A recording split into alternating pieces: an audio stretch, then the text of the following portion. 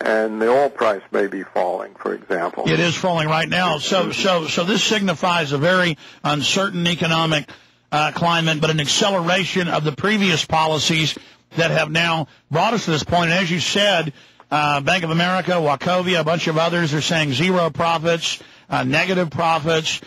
People are tapped out. Prices on the ground are going up. I'm seeing it personally. I mean, there's no doubt we're in a recession. You talked last time you were on about how people lost $1,000 in income on average a year in the last supposed boom economy because we're going to service jobs. This just looks like a long, slow decline, or do you think it's going to plunge? I think the decline in the American economy will be gradual and slow, but it will be nonetheless very hard on the average American family because living standards will gradually fall. I think that that's the way an economy such as the United States will decline. It's more or less what the British went through when they were when the British pound was lost its reserve currency role, largely due to the two wars. So a long winter. A long winter, and see, when you get recovery, it doesn't always boost the average American back up. Like the recovery we've had since 2000. People's income, the average income, is still below what it was before the recovery.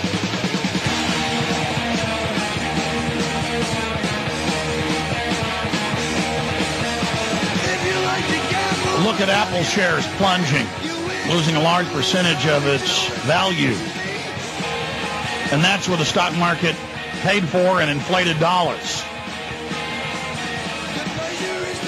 Dr. Paul Craig Roberts, just 3 final questions for you. We only got about 5 minutes. A, if you were in control of the Treasury again, if you were being listened to in policy, what would you do to try to stabilize things? As you said, it's kind of a perfect storm. No matter what you do, it's bad.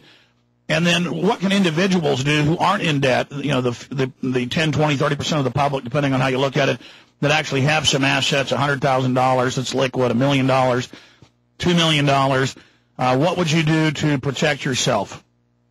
Well, Alex, I think the biggest problem is the dollar reserve currency basis.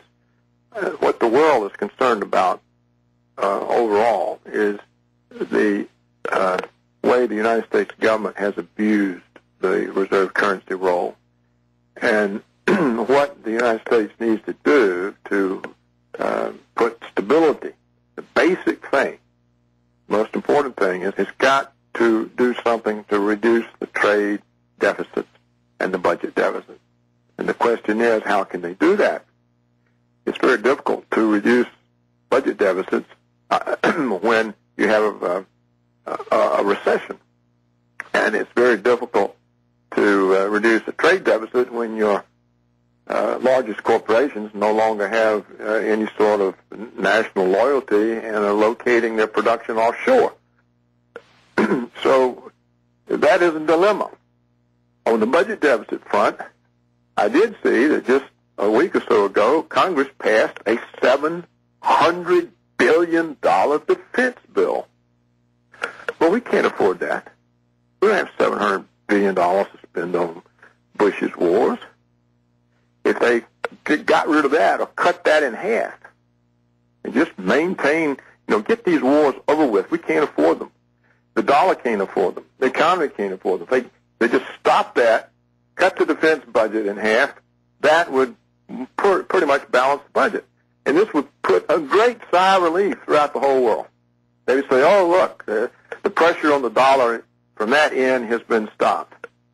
What can they do on the trade deficit? And they'll have to do something to stop the offshoring.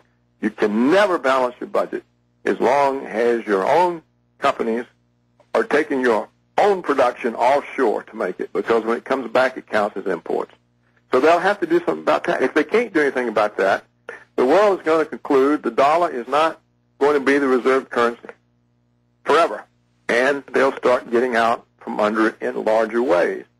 And then that pressure on the dollar will mount and become stronger, and it will completely cancel the ability to do anything about the domestic economy, whether it's in recession or depression, because that requires liquidity. That is more dollars. Now, in but 2 minutes, the more dollars causes the dollar to go down. So that is the problem. If we address the budget and trade deficits, these big problems that are sitting for a massive trouble, not a recession, not a stock market collapse or decline, but a real serious breakdown, they have to be addressed. Now, you ask me what can people do? Nothing. If they're in cash, they're probably safer. The dollar's probably going to fall less than the stock market. Gold is difficult. First of all, unless you take possession of it, you don't know whether you have it or not. If you take possession, and it's very much, you're a target for theft. In fact, all gold holders are target for government theft. You know, they stole the gold in 1933 from Americans. They can do it again.